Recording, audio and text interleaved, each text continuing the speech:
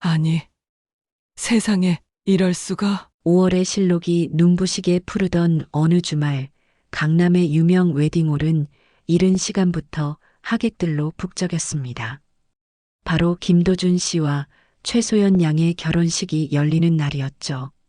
도준의 어머니 박선희 여사와 아버지 김병철 씨는 말끔하게 턱시도를 차려입은 아들과 순백의 웨딩드레스를 입고 수줍게 미소 짓는 새아기 소연의 모습에서 한동안 눈을 떼지 못했습니다. 선희는 아들이 저렇게 늠름하게 자라 아름다운 짝을 맞이하는 것이 꿈만 같았고, 병철 역시 연신 입가에 흐뭇한 미소를 머금은 채 하객들을 맞이하느라 분주했어요. 소연은 결혼 준비 기간 내내 어른들께 싹싹하게 굴고 도준에게도 헌신적인 모습을 보여 선희는 복덩이가 굴러들어왔다며 내심 안도하고 있었습니다. 피로 연장이 되자 소연은 더욱 빛을 발했습니다. 시부모님께 먼저 다가와 팔짱을 끼고 애교스럽게 말을 건네는가 하면 도준의 친척 어른들께도 일일이 인사를 드리며 칭찬을 한 몸에 받았죠. 아버님, 어머님, 이제 도준 씨는 제가 세상에서 제일 행복한 남자로 만들 거고요. 두 분께도 정말 잘하는 며느리가 될게요. 지켜봐 주세요. 소연의 야무진 포부의 선의는 물론이고 병철까지 고개를 끄덕이며 만족스러운 표정을 지었습니다. 그날 선의는 진심으로 아들의 행복한 미래를 확신했어요. 그렇게 꿈결같던 결혼식이 지나고 한 달이라는 시간이 훌쩍 흘렀습니다. 선희는 이제 한 가정을 이룬 아들 내외의 보금자리가 궁금하기도 하고 슬슬 밑반찬도 떨어졌을까 싶어 정성껏 음식을 준비해 아들의 신혼집으로 향했습니다. 미리 연락은 했지만 막상 초인종을 누르려니 조금은 어색한 기분이 들었죠. 이윽고 현관문이 열리고 도준이 선희를 맞았습니다. 엄마 어서 와요. 그런데 한 달 전 결혼식에서의 생기 넘치던 모습과는 달리 도준은 어딘가 조금 피곤해 보였고 얼굴도 살짝 상한 듯 했어요. 선희가 어머, 도준아, 얼굴이 왜 이렇게 안 좋아? 회사 일이 많이 힘드니? 하고 묻자 뒤따라 나온 소연이 특유의 밝고 명랑한 목소리로 대답했습니다.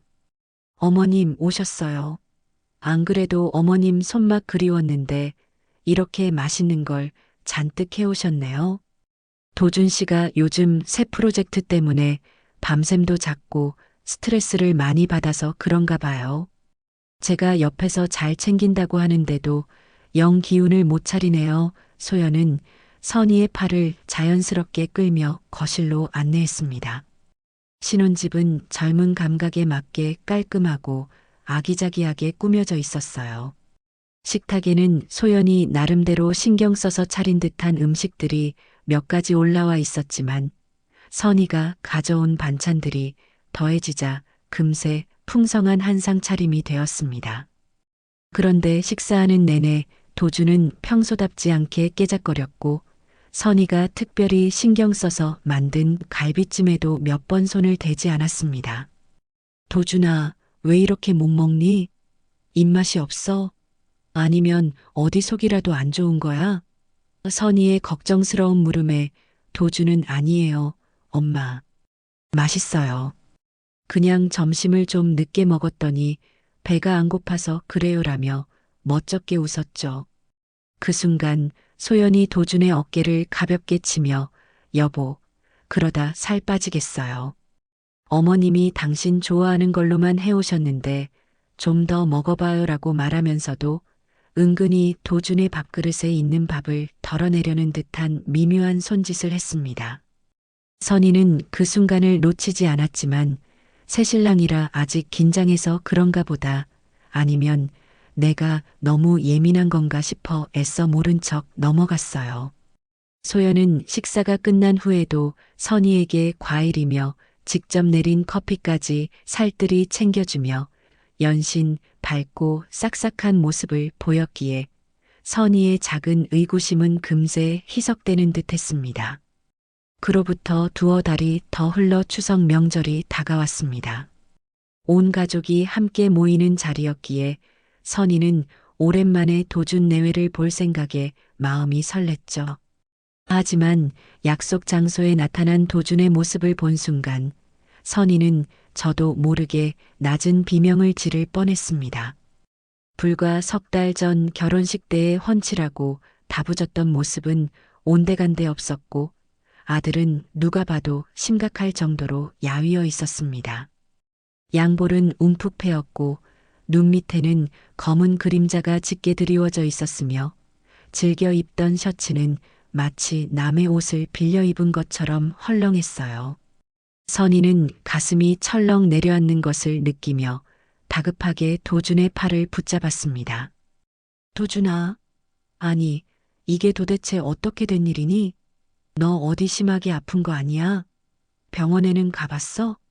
목소리가 절로 떨려 나왔습니다. 도준은 어머니의 호들갑에 당황한 듯 괜찮아요, 엄마. 정말 괜찮아요. 그냥 여름에 입맛도 없고 회사 일도 바빠서 살이 좀 빠졌나 봐요라며 힘없이 웃어 보일 뿐이었죠. 하지만 그 미소는 너무나 창백하고 위태로워 보였습니다. 옆에 서 있던 소연이 이번에도 능숙하게 상황을 수습하려 나섰습니다. 도준의 팔짱을 꼭 끼며 선희를 향해 안심시키려는 듯한 미소를 지어 보였죠. 어머님, 제가 요즘 도준 씨 건강식으로 식단 관리해주고 있기는 한데 워낙 예민한 사람이라 그런지 스트레스를 받으면 바로 살이 빠지는 체질인가 봐요. 주말에는 푹 쉬게 하고 제가 더 신경 써서 이것저것 좋은 걸로 해먹일게요. 너무 걱정하지 마세요. 네. 소연의 목소리는 여전히 상냥했지만 그 말을 듣는 선희의 마음은 조금도 편해지지 않았습니다. 그 웃음과 말투가 어쩐지 예전처럼 진심으로 느껴지지 않고 마치 잘 짜인 대본을 읽는 것처럼 기계적이고 어딘가 부자연스럽다는 불길한 예감이 선희의 머릿속을 떠나지 않았어요. 모임 내내 도준은 거의 말을 하지 않았고 간간히 내뱉는 말에도 힘이 없었습니다. 예전에 활기차고 유쾌했던 모습은 눈을 씻고 찾아봐도 없었죠. 선희의 마음속에는 단순한 걱정을 넘어선 정체 모를 불안감의 그림자가 한층 더 짙게 드리워졌습니다. 집으로 돌아오는 차 안에서 선희는 아들의 낯설고 창백한 얼굴만을 떠올리며 밤늦도록 깊은 시름에 잠겼고 남편 병철 역시 아무 말 없이 무거운 표정으로 운전대만 잡고 있었어요. 선희는 도저히 도준의 상태를 좌시할 수 없다는 생각에 며칠 뒤 점심시간을 이용해 조심스럽게 아들에게 다시 전화를 걸었습니다. 혹시나 며느리 소연이 옆에 있을까 싶어 일부러 회사일 가능성이 높은 시간을 택한 것이었죠. 도준아, 엄마야. 지금 통화 괜찮니? 다름이 아니라 내 몸 상태가 영 마음에 걸려서 그런다. 정말 어디 아픈 건 아니고 솔직하게 말해줄 수 있겠니? 선희는 최대한 부드러운 목소리로 물었지만 전화기 너머로 들려오는 도준의 목소리는 여전히 기어들어갈 듯 힘이 없었습니다. 네, 엄마. 저 괜찮다니까요. 요즘 회사에 큰 프로젝트가 있어서 좀 예민해져서 그래요. 정말 별일 아니니까 걱정 마세요. 아들은 습관처럼 괜찮다는 말만 되풀이할 뿐이었어요. 선희가 그래도 병원에 가서 종합검진이라도 한번 받아보는 게 어떻겠니? 엄마가 예약해 줄까? 하고 좀 더 구체적으로 제안하려 하자 도준은 갑자기 엄마. 저 지금 부장님이 찾으셔서요. 이만 끊어야 할 것 같아요. 나중에 제가 다시 연락드릴게요. 라며 다급하게 전화를 끊어버렸습니다. 선희는 끊어진 전화기를 붙잡고 한동안 멍하니 서 있을 수밖에 없었죠. 대화를 길게 이어가려 하지 않는 아들의 태도, 무언가를 숨기려는 듯한 다급함은 선희의 가슴을 더욱 답답하게 만들었습니다.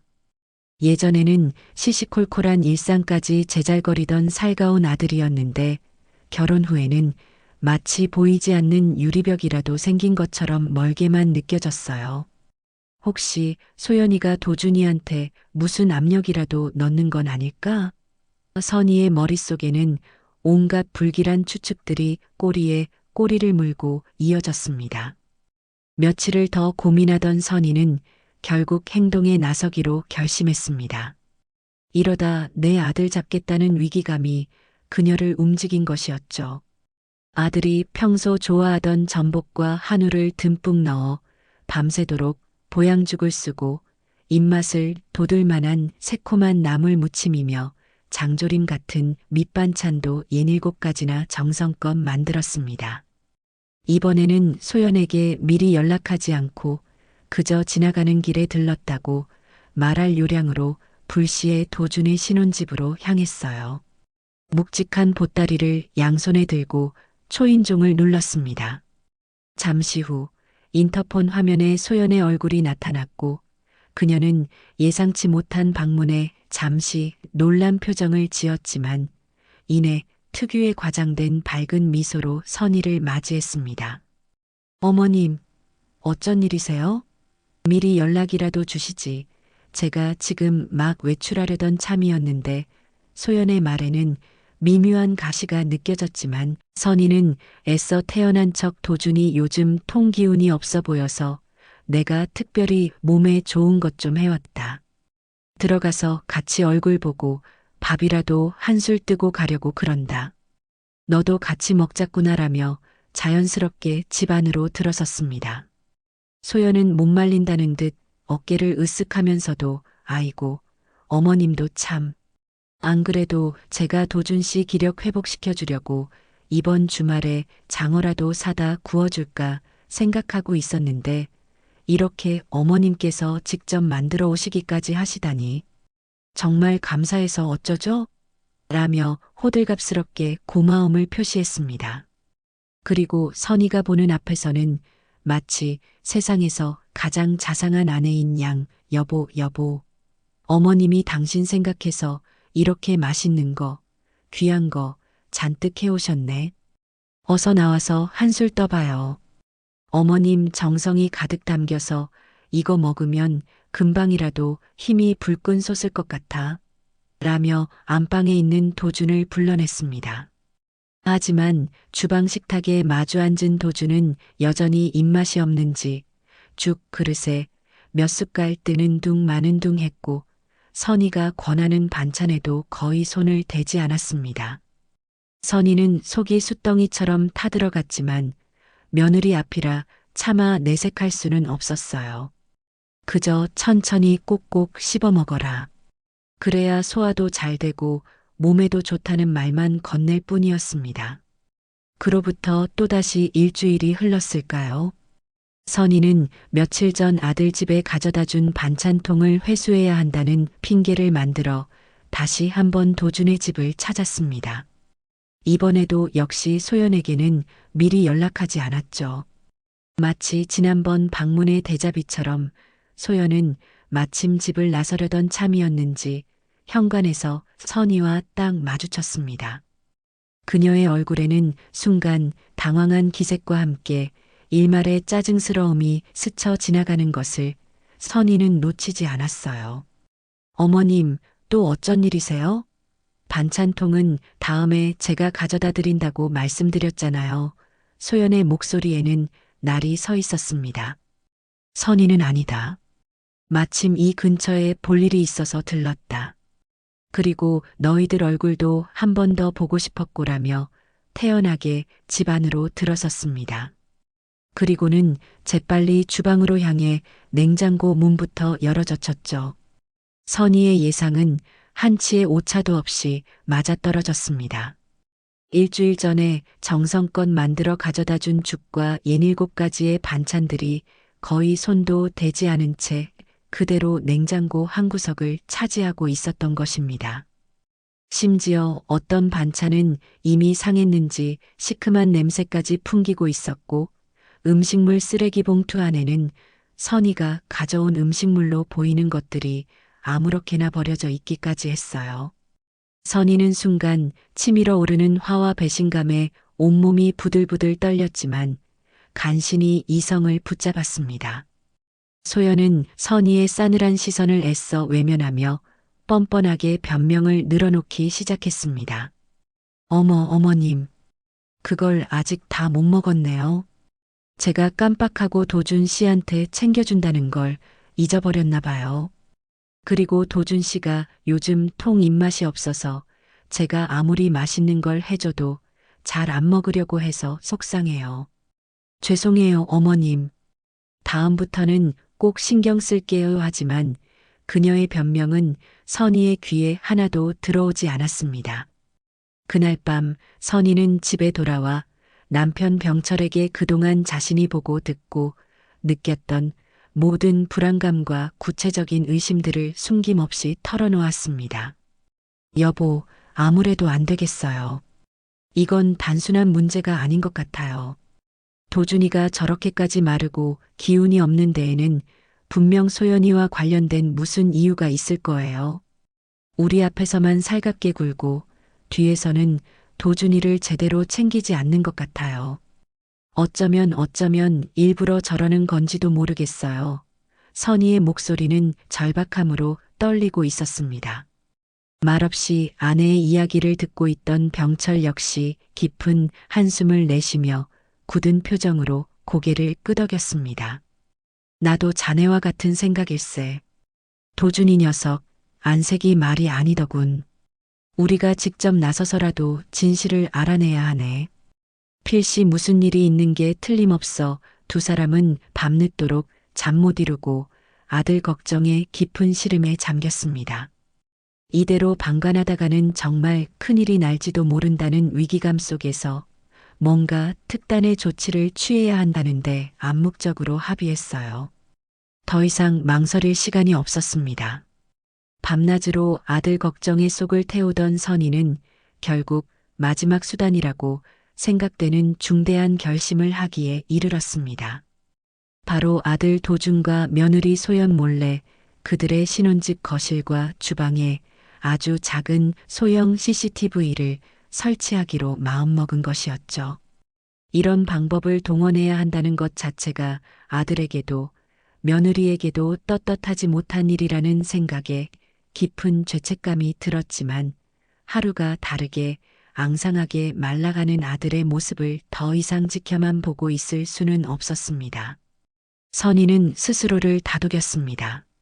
만약 내 예상이 틀려서 우리 도준이와 소연이가 아무 문제 없이 잘 살고 있는 거라면 그때는 내가 조용히 카메라를 회수하고 진심으로 사과하면 될 일이야. 하지만 만에 하나라도 내 짐작이 맞다면 이건 우리 아들을 살리는 유일한 방법일지도 몰라. 남편 병철도 처음에는 아내의 충격적인 제안에 여보, 아무리 그래도 그렇게까지 해야겠소? 이건 엄연한 사생활 침해일 수도 있소라며 당황하며 망설이는 기색을 보였습니다. 하지만 아들의 창백하다 못해 생기조차 느껴지지 않는 얼굴과 아내 선희의 간절하다 못해 처절하기까지 한 눈빛을 보고는 이내 무겁게 고개를 끄덕일 수밖에 없었습니다. 알겠소. 당신 말대로 합시다. 하지만 아주 신중하고 또 신중하게 그 누구에게도 들키지 않도록 완벽하게 일을 처리해야 할 것이오. 그날부터 두 사람은 마치 비밀 첩보 작전이라도 수행하는 사람들처럼 인터넷을 샅샅이 뒤져 최대한 일반인들의 눈에는 잘 띄지 않는 초소형 카메라를 몇 대 주문하고 카메라를 설치할 위치와 방법, 그리고 알리바이를 만들 계획까지 치밀하게 세우기 시작했습니다. 매 순간 가슴이 돌덩이처럼 무거웠지만 아들을 위한 일이라는 생각 하나로 버텨냈어요. 작전 실행일은 다음 주 토요일 오후로 정해졌습니다. 며느리 소연이 매주 토요일 오후에는 요가 수업을 간다는 정보를 미리 입수해 두었고 아들 도준은 그 시간에 보통 집에서 쉬거나 친구들을 만난다는 것까지 파악해 두었죠. 도준에게는 잠깐 너희 집에 들러서 지난번에 가져다 준 반찬통 좀 가져가겠다고 미리 언지를 해두었습니다. 약속한 시간에 맞춰 도준의 집에 도착한 선희와 병철은 마치 정말 반찬통만 가지러 온 사람들처럼 태연하게 행동하려 애썼습니다. 다행히 도준은 부모님의 방문을 전혀 의심하지 않는 눈치였고, 엄마, 아빠, 어서 오세요. 소연이는 지금 요가 갔어요 라며 반갑게 맞아주었죠. 선희의 손은 긴장감으로 축축하게 젖어 있었지만 애써 미소를 지으며 그래, 도준아. 너 좋아하는 과일 좀 사왔는데 같이 먹자라며 자연스럽게 주방으로 향했습니다. 병철이 거실에서 일부러 큰 소리로 도준에게 회사 일이며 요즘 관심사에 대해 이것저것 말을 걸며 아들의 주의를 끄는 동안 선희는 눈 깜짝할 사이에 미리 점 찍어둔 주방과 거실의 가장 은밀한 곳, 그러면서도 두 공간을 전체적으로 조망할 수 있는 위치에 카메라를 설치하는 데 성공했습니다. 카메라는 아주 작고 평범한 생활용품처럼 위장되어 있어서 자세히 보지 않으면 그 누구도 눈치채기 어려울 정도였죠. 설치 과정은 불과 몇 분도 채 걸리지 않았지만 선희에게는 마치 몇 시간처럼 길고 아슬아슬하게 느껴졌습니다.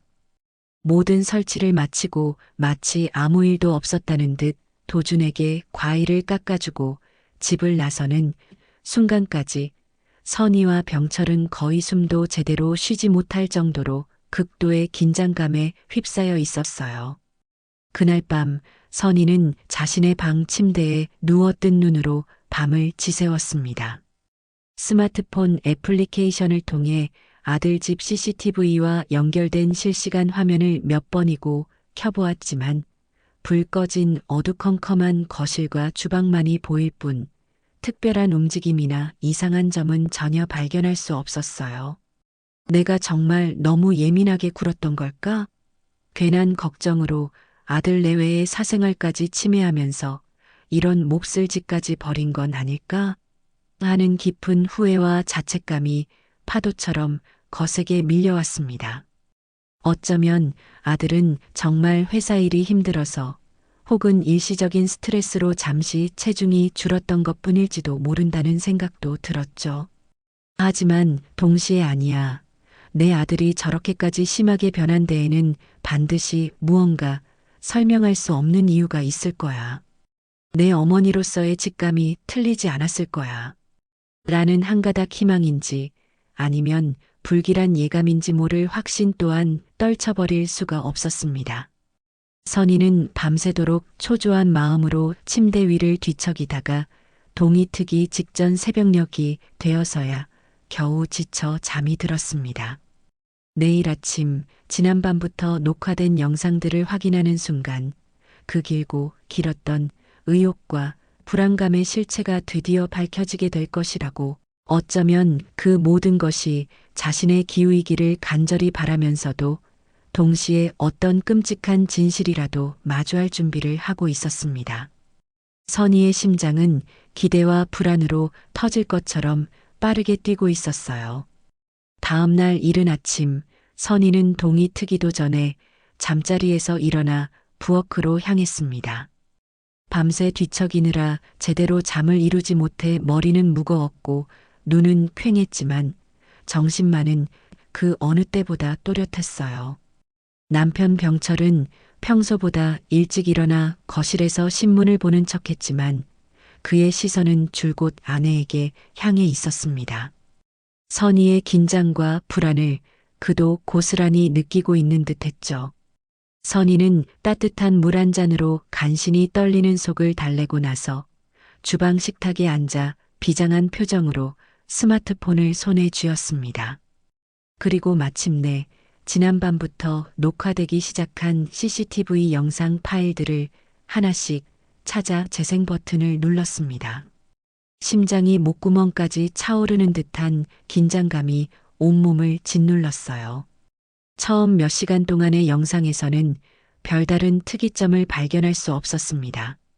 소연이 아침 일찍 일어나 주방에서 분주하게 무언가를 준비하는 모습, 도준이 잠에서 덜 깬 얼굴로 출근 준비를 하는 평범한 신혼부부의 아침 풍경이 이어졌죠.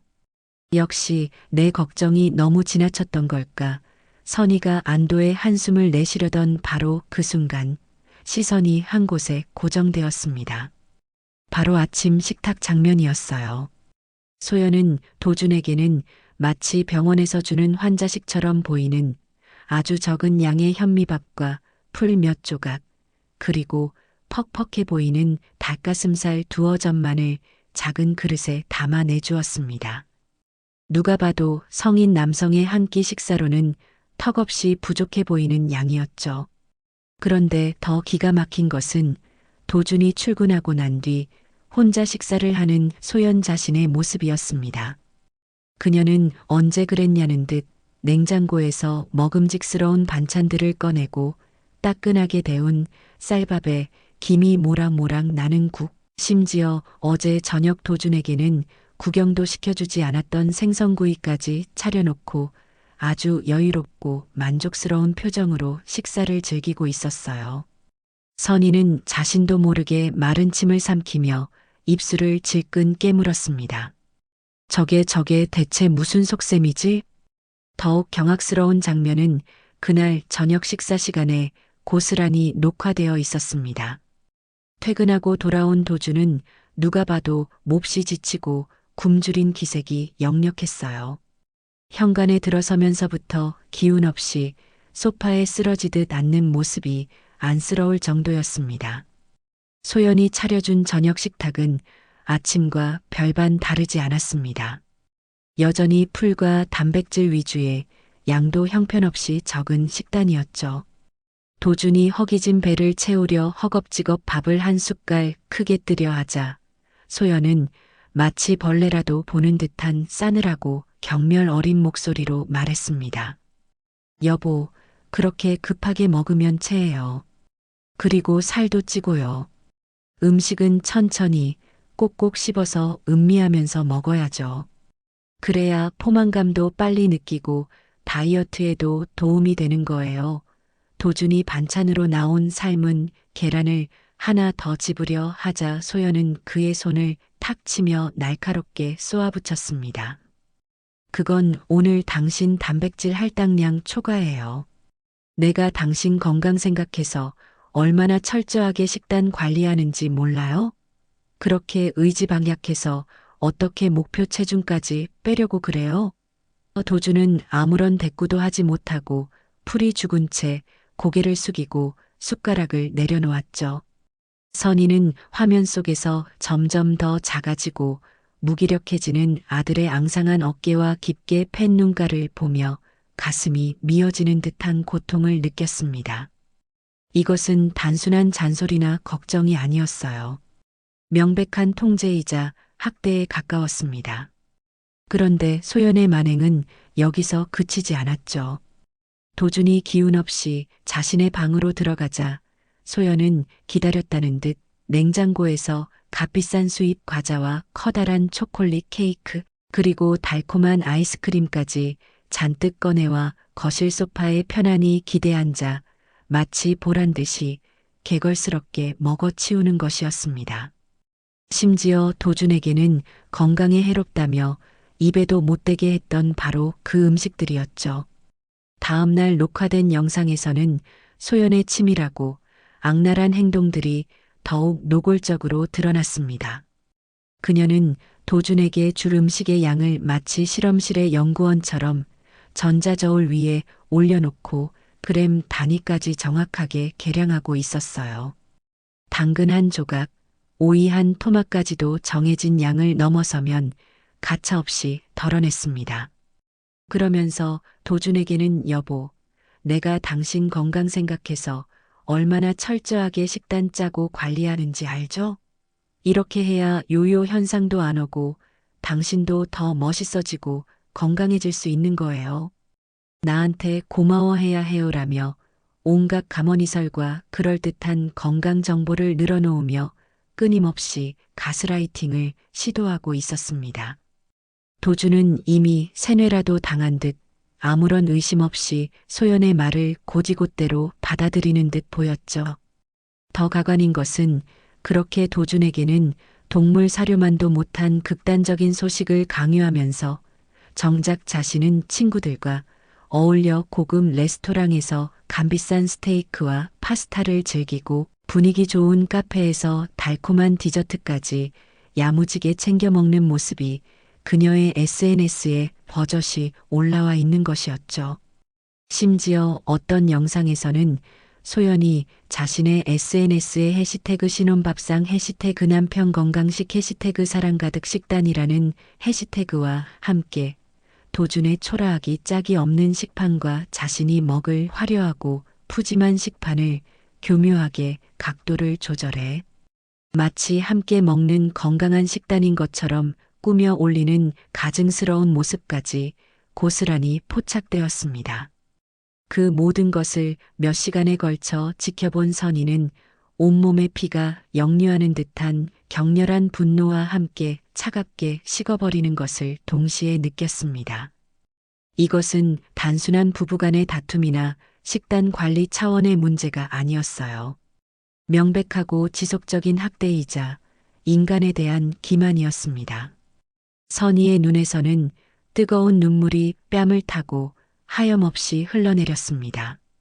정신이 혼미해지고 당장이라도 그 집으로 달려가 소연의 추악한 가면을 벗겨내고 싶었지만 아들을 위해서라도 그리고 이 지옥 같은 상황을 끝내기 위해서라도 지금은 냉정해야 한다고 더 확실하고 빼도 박도 못할 증거가 필요하다고 스스로를 채찍질하며 간신히 이성을 붙들었습니다. 그날 저녁 평소보다 일찍 퇴근하고 돌아온 남편 병철에게 선희는 아무 말 없이 떨리는 손으로 자신의 스마트폰을 건넸습니다. 병철은 아내의 창백한 얼굴과 극도로 불안해 보이는 눈빛에서 이미 무언가 심상치 않은 일이 벌어졌음을 직감했죠.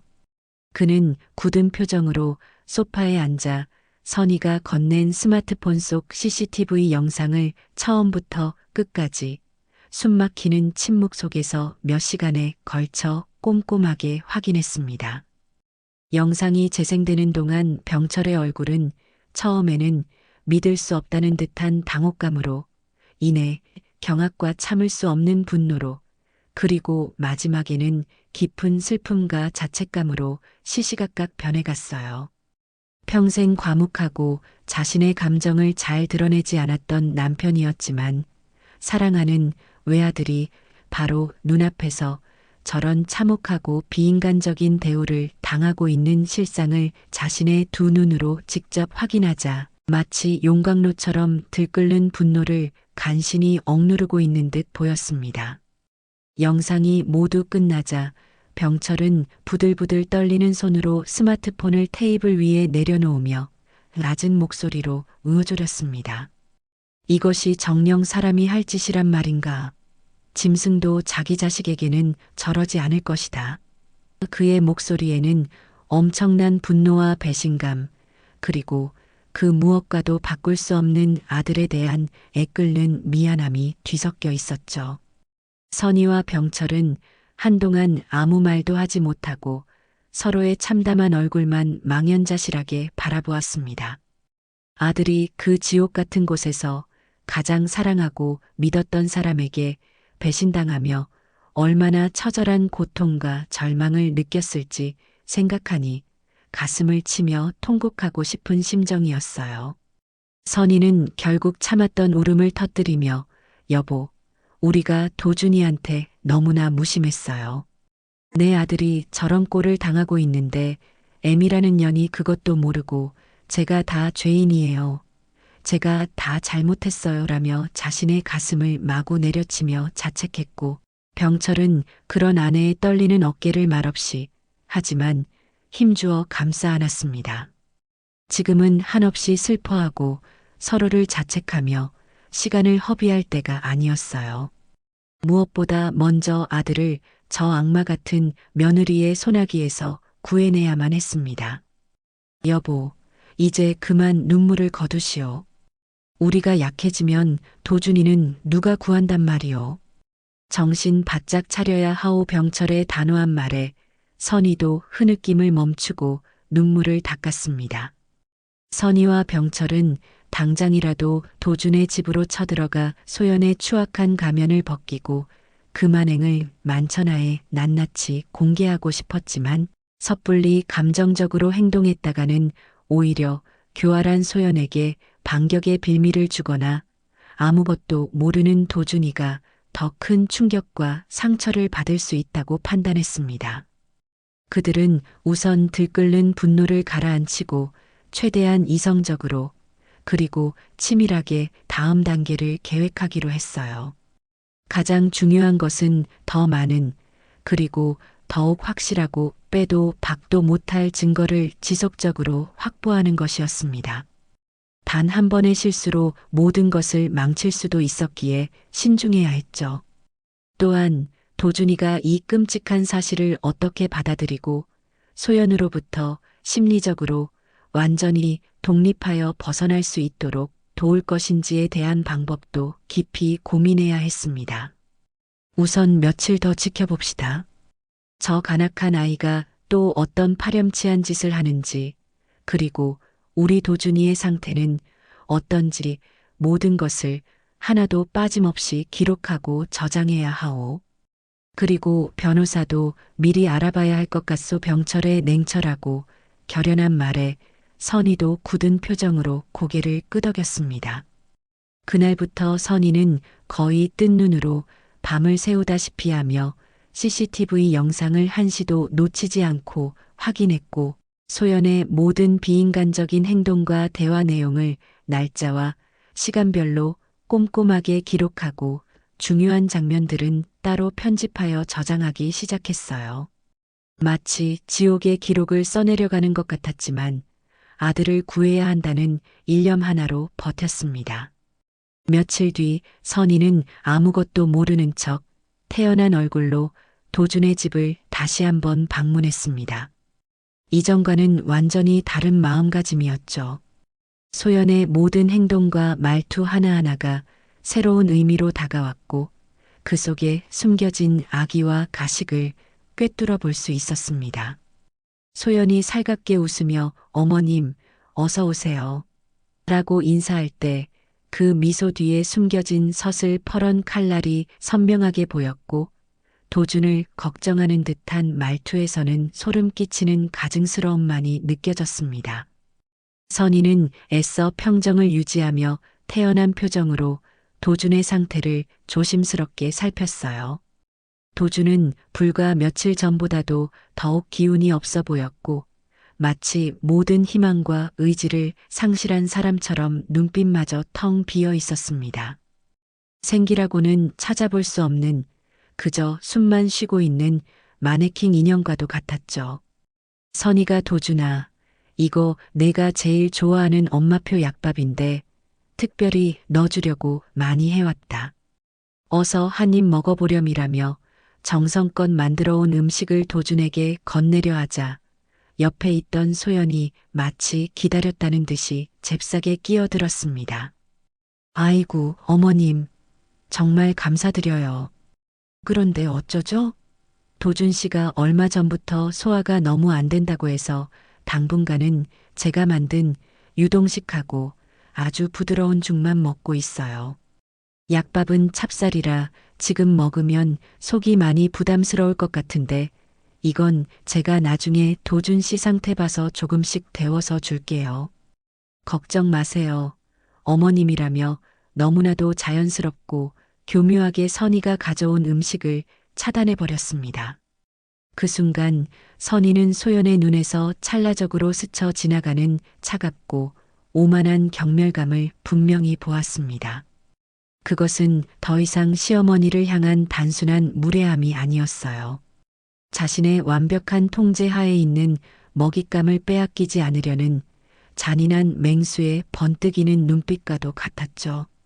선희는 속으로 분노의 칼을 갈았습니다. 그래, 어디 한번 해볼 테면 해봐라. 내 눈에 흙이 들어가기 전에는 내 아들을 저 시궁창 같은 현실에서 반드시 구해내고야 말 테다.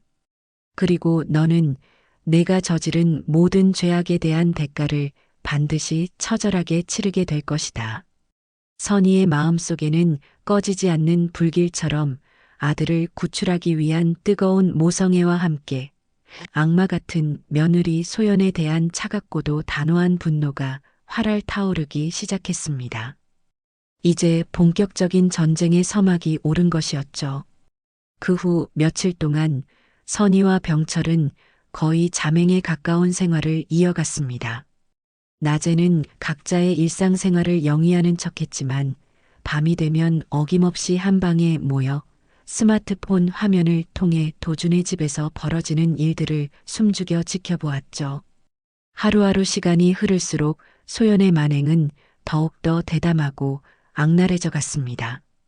그녀는 이제 도준 앞에서 대놓고 자신이 먹고 싶은 음식을 시켜 먹으면서도 도준에게는 당신은 지금 디톡스 기간이니까 절대 안 돼. 옆에서 냄새만 맡아도 살찌는 체질인 거 잊었어요?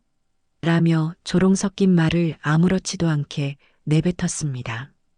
도준이 너무 배가 고파 밤늦게 몰래 주방에서 식빵 한 조각이라도 찾아 먹으려 하면 어디선가 귀신같이 나타나 어머, 여보. 지금 뭐 하는 거예요? 내가 그렇게 말했는데도 이 시간에 몰래 뭘 먹으려고 해요? 정말 실망이에요. 당신 의지가 그것밖에 안 됐어요?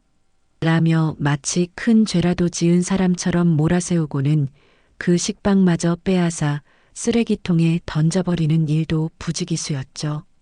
그럴 때마다 도준은 아무런 저항도 하지 못한 채 고개를 푹 숙이고 자신의 방으로 돌아가곤 했습니다. 그 뒷모습은 너무나 처량하고 무기력해 보여 지켜보는 부모의 가슴은 갈기갈기 찢어지는 듯 했어요. 소연의 심리적인 학대는 식단 통제를 넘어 도준의 일거수일투족을 감시하고 통제하는 수준으로까지 번져나갔습니다.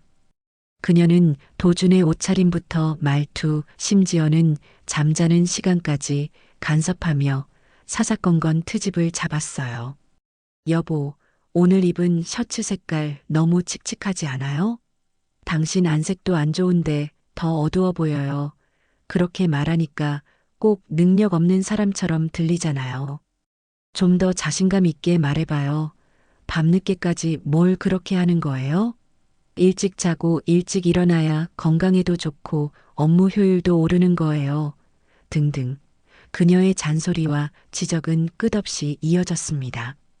때로는 도준이 회사 동료나 친구들과 통화하는 내용까지 엿듣고는 그 친구는 별로 당신한테 도움이 안 되는 사람 같아요. 괜히 어울려 다니면서 시간 낭비하지 마요라며 인간관계마저 단절시키려 드는 모습도 보였습니다. 이 모든 것이 CCTV 화면과 녹음된 음성을 통해 선희와 병철에게 고스란히 전달되었죠. 그들은 소름 끼치는 현실 앞에서 치를 떨면서도 한편으로는 소연이 스스로 자신의 죄를 차곡차곡 쌓아가고 있음에 안도했습니다. 이 모든 것이 나중에 법정에서 그녀의 발목을 잡을 강력한 증거가 될 것이기 때문이었어요. 선희는 매일 밤 눈물을 삼키며 소연의 악행 리스트를 업데이트했고 병철은 그 옆에서 묵묵히 증거 영상들을 백업하고 정리했습니다. 그러던 어느 날 영상 속에서 유난히 기운이 없어 보이던 도준이 소연이 잠시 외출한 틈을 타주방으로 나와 찬장을 뒤지기 시작했습니다. 그의 눈빛은 초조했고 손놀림은 다급했죠. 마치 오랫동안 굶주린 사람이 필사적으로 먹을 것을 찾는 모습이었습니다. 한참을 뒤진 끝에 도준은 찬장 깊숙한 곳에서 작은 초코바 하나를 찾아냈고 마치 귀한 보물이라도 발견한 듯 떨리는 손으로 포장지를 벗겨 허겁지겁 입안으로 밀어 넣었습니다. 그런데 그 순간 예상치 못하게 일찍 돌아온 소연이 그 광경을 목격하고 말았어요. 소연의 얼굴은 순식간에 싸늘하게 굳어졌고 그녀는 조용히 도준에게 다가가 그의 손에 들린 초코바를 빼앗아 바닥에 내동댕이 쳤습니다. 그리고는 얼음장처럼 차가운 목소리로 말했죠. 김도준 씨, 지금 이게 뭐 하는 짓이에요? 내가 그렇게 신신당부했는데 내 눈을 피해서 이런 당 덩어리를 몰래 먹고 있었어요?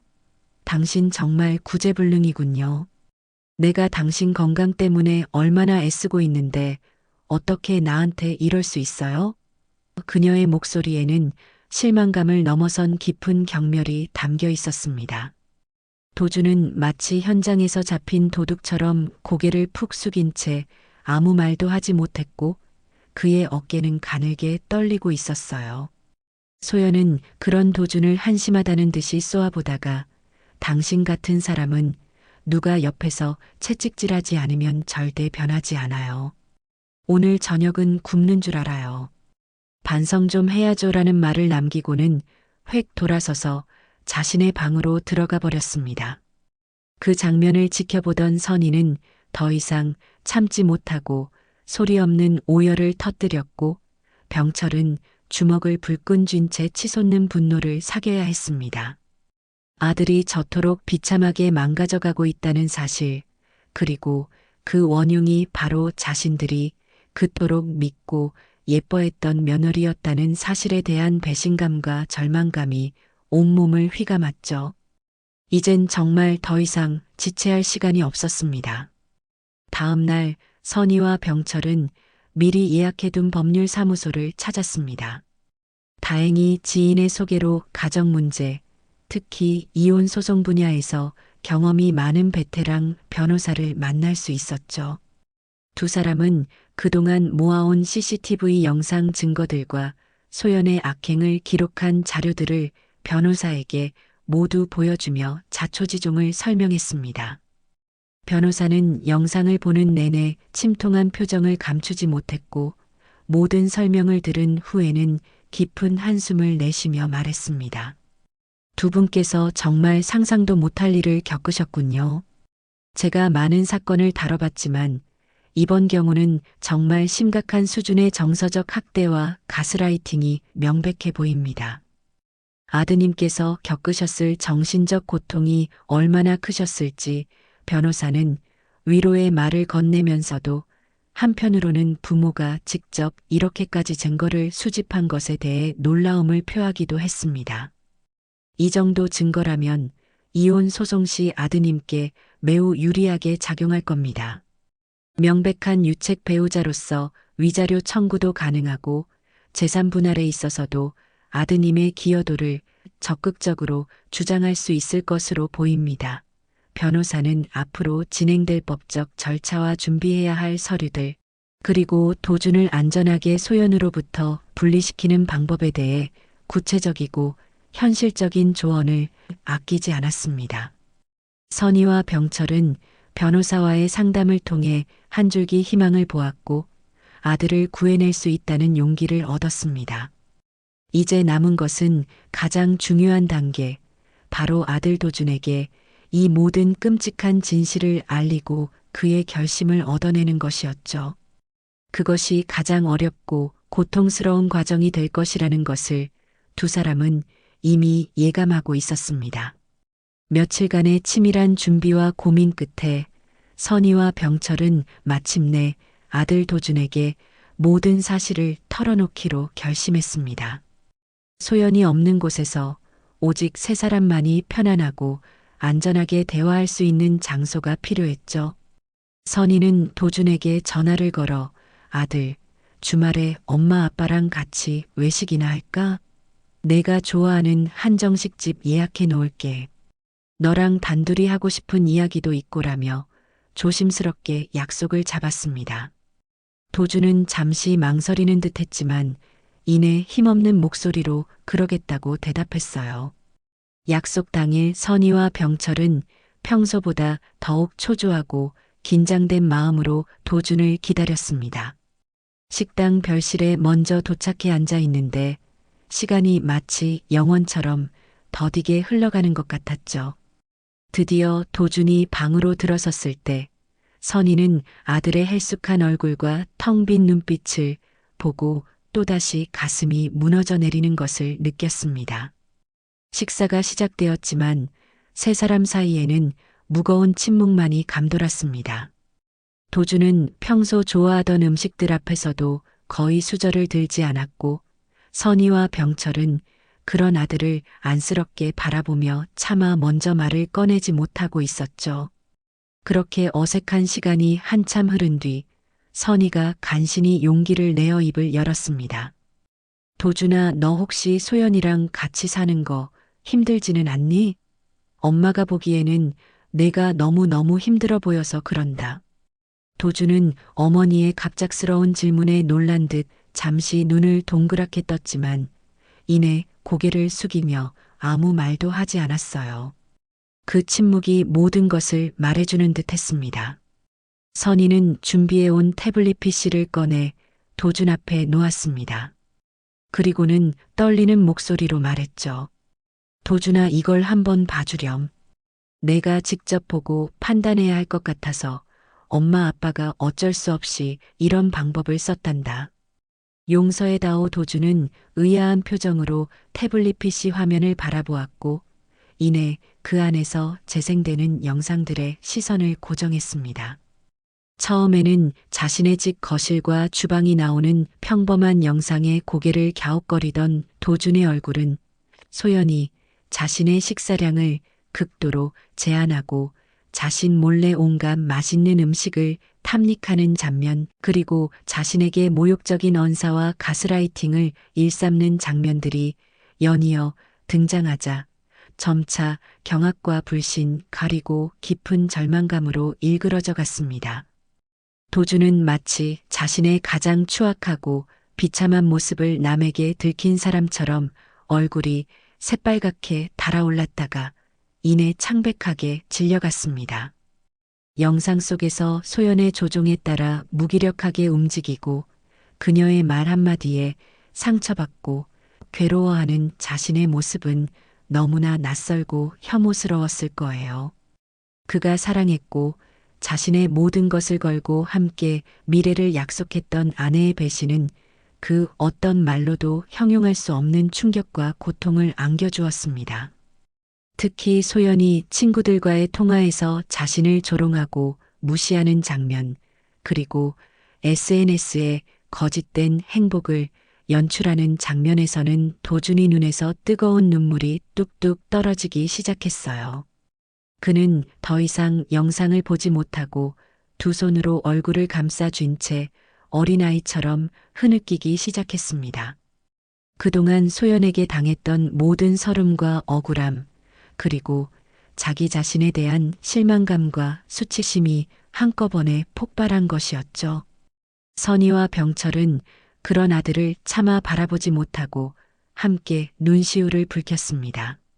한참을 울던 도준은 간신히 울음을 그치고 떨리는 목소리로 그동안 자신이 겪었던 지옥 같은 시간들을 토해내기 시작했어요. 엄마 아빠, 제가 정말 바보 같았어요. 소연이가 저한테 어떻게 했는지 다 알면서도 아무것도 할 수가 없었어요. 그는 소연이 결혼 초부터 서서히 자신을 올가매기 시작했던 과정들, 끊임없는 외모 지적과 식단 통제로 자존감을 짓밟았던 일들, 그리고 자신이 마치 심각한 문제가 있는 사람인 것처럼 몰아가며 모든 것을 자신의 탓으로 돌리게 만들었던 교묘한 가스라이팅의 수법들을 하나하나 털어놓았습니다. 때로는 소연의 행동이 이상하다고 느끼면서도 내가 예민해서 그런 걸 거야.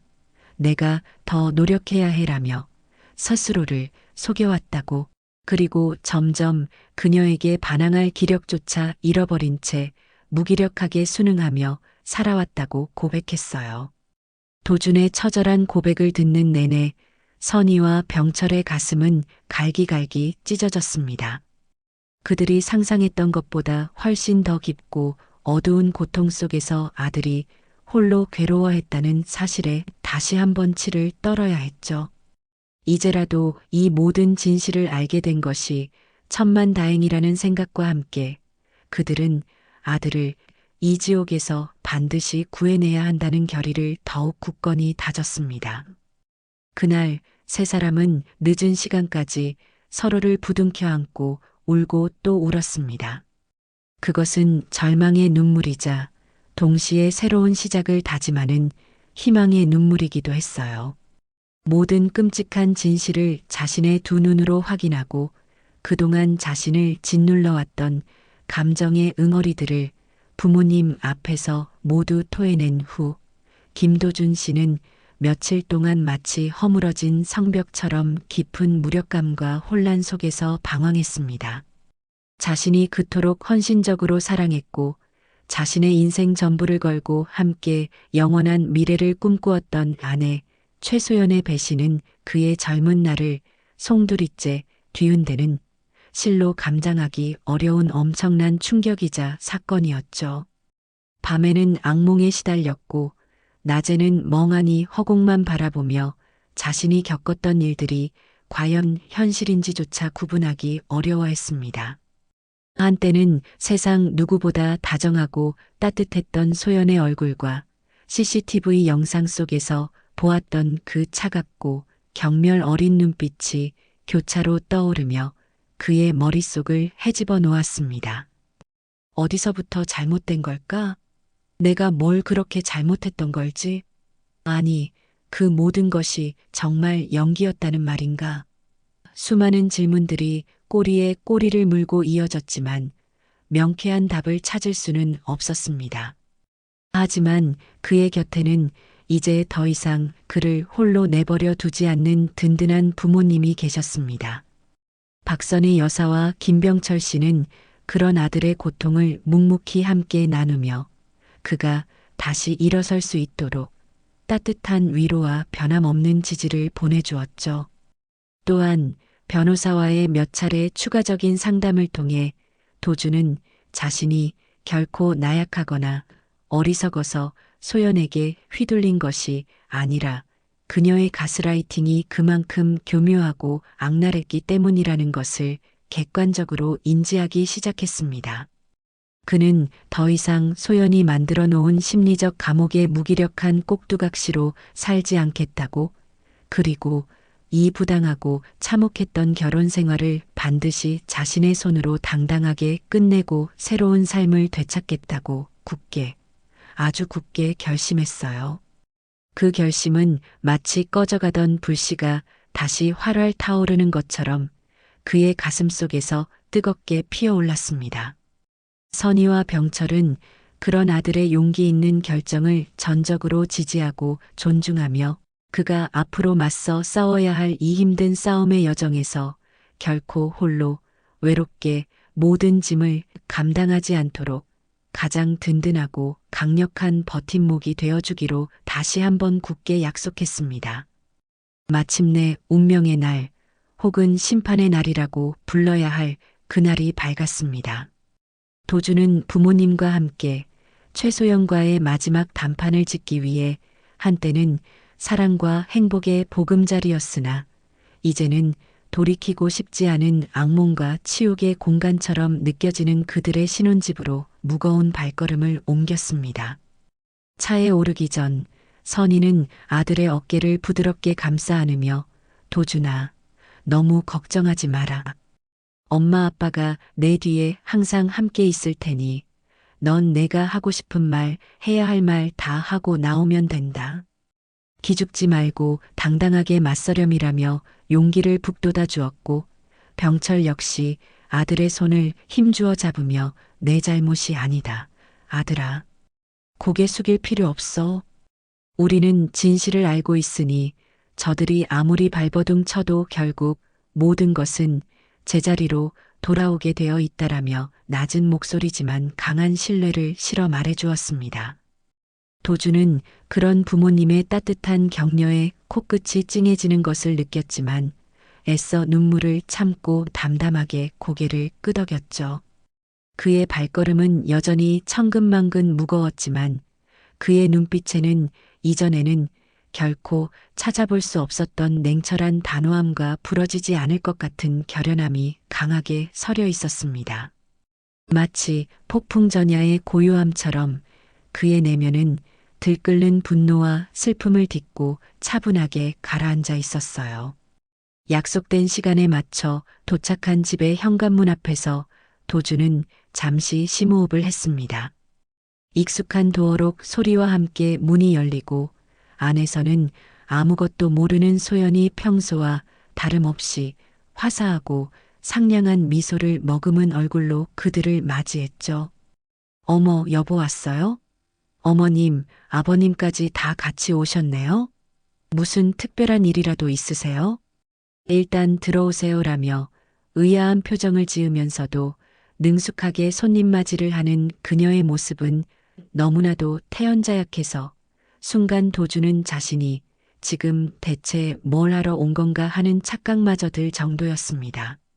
하지만 거실 소파에 나란히 그리고 무겁게 자리 잡은 세 사람의 심상치 않은 분위기를 뒤늦게 감지한 듯 소연의 얼굴에도 조금씩 미세한 긴장감과 의아함이 감돌기 시작했어요.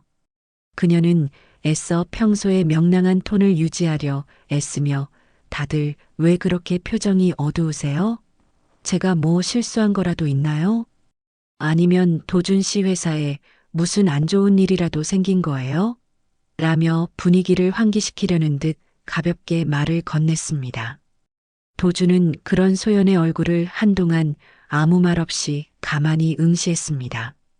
한때는 세상 전부였고 바라보는 것만으로도 행복했던 그 얼굴이 이제는 너무나도 낯설고 혐오스럽게 느껴졌죠. 그는 깊은 한숨을 토해내듯 내쉰 뒤 자신의 안에서 들끓는 모든 감정을 억누르며 떨리는 목소리였지만 그 어느 때보다 분명하고 단호한 어조로 마침내 입을 열었습니다. 최소연 씨, 더 이상 당신하고 단 하루도 아니 단 한 시간도 같은 하늘 아래에서 부부라는 이름으로 쉬어 살아가고 싶은 마음이 없습니다. 우리 오늘부로 이 지긋지긋한 관계 끝냅시다. 이혼해 주세요. 도준의 갑작스럽고도 단호한 이혼 통보에 소연은 마치 예상치 못한 순간에 망치로 머리를 아주 세게 한 대 얻어맞은 듯한 표정을 지었습니다. 그녀의 얼굴에서 평소의 생글생글한 미소는 순식간에 사라졌고 눈은 놀라움과 당혹감으로 커다랗게 뜨여졌죠. 그녀는 잠시 아무 말도 잇지 못하고 도준과 그의 양옆에 앉은 시부모를 번갈아 멍하니 쳐다보더니 이내 믿을 수 없다는 듯 혹은 이 상황이 현실이 아니라고 부정하려는 듯 과장된 몸짓으로 신경질적인 웃음을 터뜨리며 말했습니다. 여보, 지금 나한테 농담하는 거죠? 장난이 너무 심한 거 아니에요? 갑자기 이혼이라니 그게 대체 무슨 말도 안 되는 소리예요?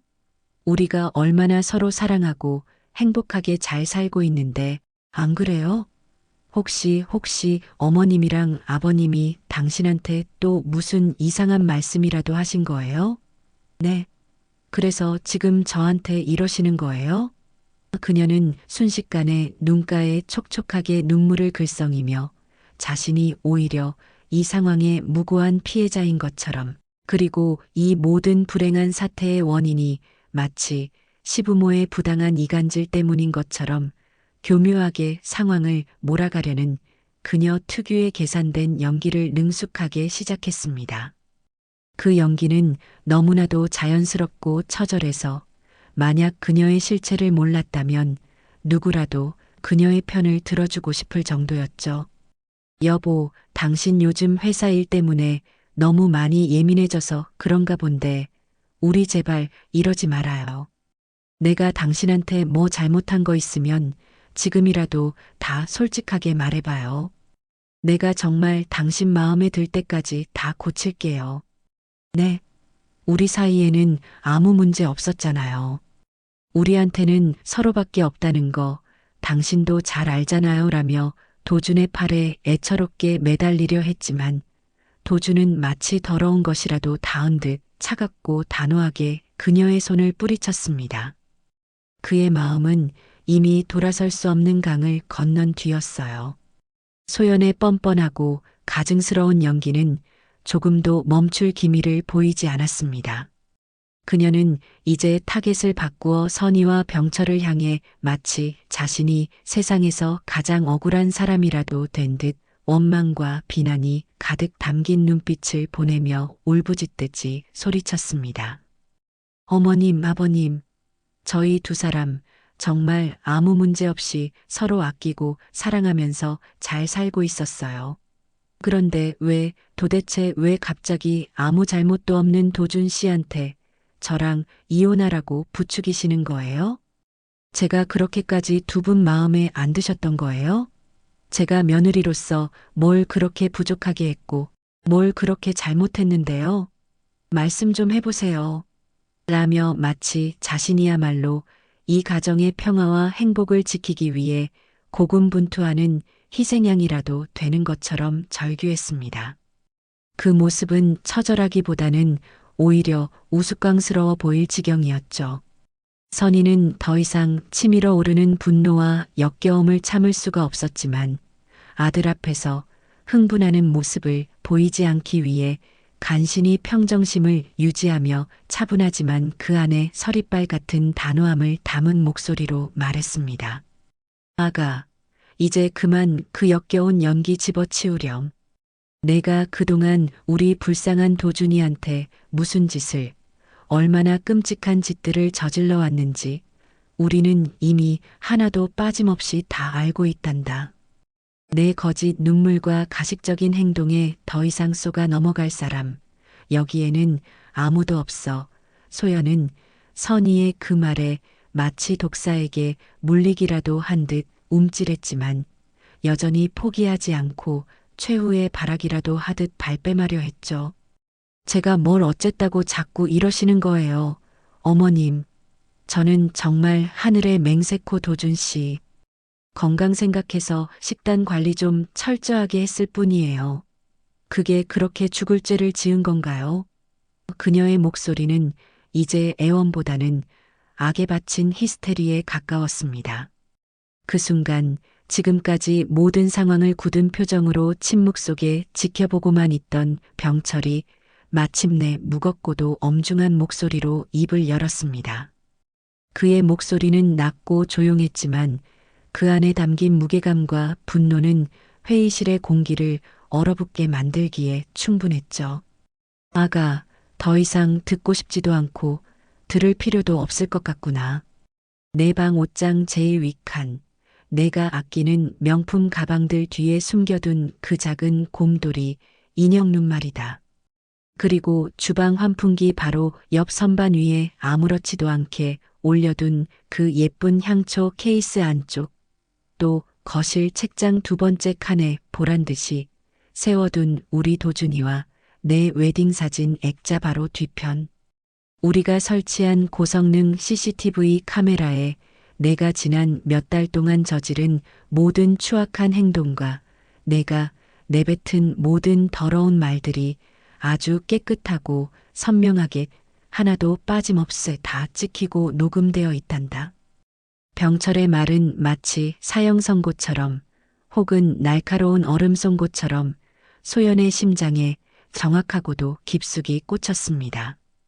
CCTV라는 단어가 병철의 입에서 나오는 순간 방금 전까지 악을 쓰며 펄펄 뛰던 소연의 얼굴에서 순식간에 모든 핏기가 가시고 마치 유령이라도 본 사람처럼 동공이 공포와 경악으로 극심하게 흔들리는 것을 그 자리에 있는 모든 사람들이 똑똑히 목격할 수 있었어요.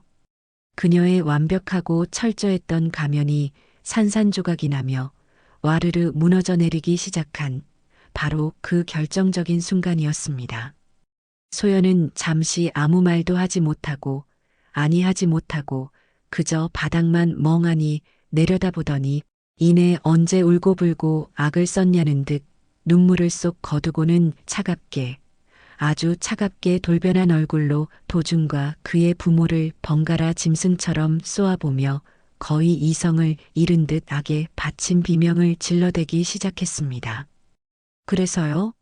그래서 뭘 지금 나한테 어쩌라는 건데요? 그래요. 내가 좀 예민하게 굴었고 김도준 씨한테 못되게 군 거 다 맞아요. 하지만 그게 다 누구 때문인데요? 저 인간이 하도 답답하고 멍청하게 구니까 내가 오죽했으면 그랬겠어요. 그리고 당신들은 또 뭔데요? 뭔데 신성한 남의 집 가정사에 함부로 불법적으로 카메라까지 설치하고 도둑고양이처럼 염탐하고 난리예요. 이건 명백한 사생활 침해고 주거침입이라고요. 내가 당장 경찰에 신고할 거예요. 그녀는 더 이상 예쁘고 상냥했던 새댁도 사랑스럽고 애교 많았던 아내도 아니었습니다. 자신의 모든 추악한 본색과 이기심을 아무런 거리낌 없이 그대로 드러낸 그저 통제불능의 괴물과도 같은 한 명의 인간일 뿐이었죠. 하지만 이미 때는 너무나도 늦어버린 뒤였습니다. 그녀의 처절하고도 우스꽝스러운 발악은 이미 완전히 기울어진 전세를 뒤집기에는 너무나도 초라하고 무력해 보일 뿐이었습니다. 방 안에는 잠시 정적이 흘렀고 오직 소연의 거친 숨소리만이 그 정적을 갈랐습니다. 모든 것이 끝났다는 절망감이 그녀의 온몸을 휘감는 듯 했습니다. 소연의 적반하장 식발악에도 불구하고 도주는 더 이상 흔들리지 않았습니다. 그는 이미 소연의 실체를 똑똑히 보았고 그녀의 그 어떤 말도 더 이상 믿지 않았죠. 도주는 차분하지만 단호한 목소리로 다시 한번 자신의 입장을 분명히 밝혔습니다. 최소연 씨, 당신이 무슨 말을 하든 내 결심은 변하지 않아. 난 당신과 이혼하겠어. 당신이 저지른 모든 잘못에 대한 책임은 법정에서 확실하게 묻게 될 거야. 소연은 도준의 확고한 태도에 잠시 말문이 막힌 듯 했지만 이내 마지막 발악이라도 하듯 다시 한번 감정에 호소하는 전략을 들고 나왔습니다. 여보, 제발 이러지 마. 내가 다 잘못했어. 내가 정말 반성하고 있어. 한 번만 용서해 주면 안 될까? 우리 다시 예전처럼 행복하게 살 수 있잖아. 응? 내가 앞으로 정말 잘할게. 당신한테 모든 걸 다 맞춰줄게라며 눈물까지 글썽이며 애원했지만 도준의 마음은 이미 차갑게 식어버린 뒤였습니다.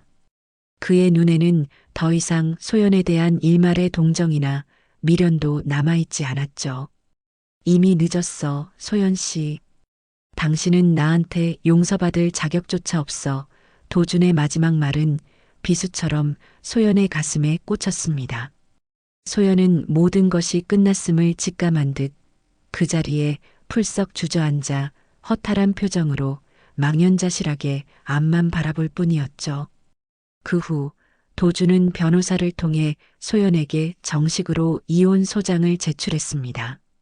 소송 과정은 생각보다 길고 지루했지만 선의와 병철이 확보한 수많은 CCTV 영상 증거들과 상세한 기록들 덕분에 도준에게 매우 유리하게 진행되었어요. 법정에서는 소연의 지속적인 정서적 학대와 가스라이팅, 그리고 기만 행위들이 명백하게 인정되었습니다.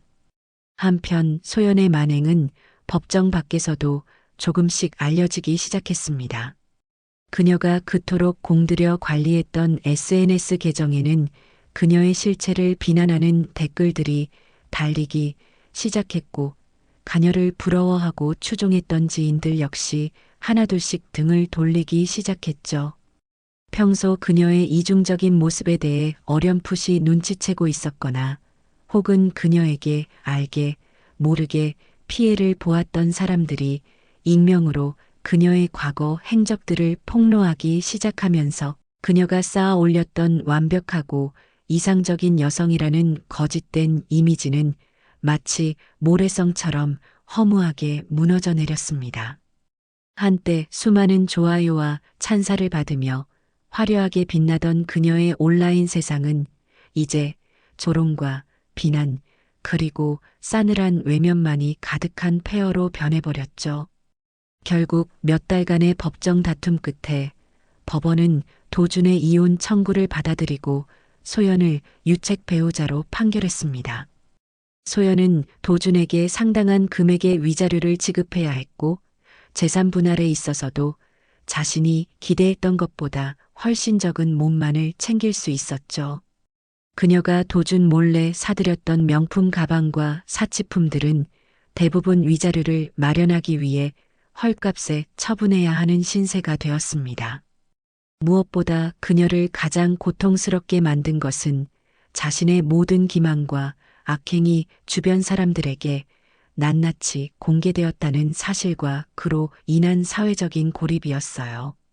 한때는 모두의 부러움을 사던 그녀였지만 이제는 손가락질과 비난을 받는 초라한 존재로 전락하고 만 것이었습니다. 이혼 판결이 내려지던 날 도주는 법정을 나서며 오랜만에 깊고 편안한 숨을 내쉬었습니다. 마치 오랫동안 자신을 짓누르던 무거운 쇠사슬이 끊어진 듯한 해방감과 함께 새로운 삶을 시작할 수 있다는 희미한 희망을 느낄 수 있었죠. 옆에는 그의 손을 꼭 잡고 있는 부모님이 함께였습니다. 그들의 얼굴에는 아들에 대한 안도감과 함께 앞으로 아들이 겪어야 할 치유의 과정을 묵묵히 함께 하겠다는 굳건한 의지가 담겨 있었어요. 진정한 사이다는 이제부터 시작될 도준의 새로운 삶 그 자체일 것이었습니다. 이혼 절차가 마무리된 후 도준은 심신이 완전히 지쳐버린 상태로 부모님의 집으로 돌아왔습니다. 지난 몇 달간 그가 겪었던 일들은 한 사람의 인생을 송두리째 바꿔놓을 만큼 충격적이고 고통스러운 경험이었죠.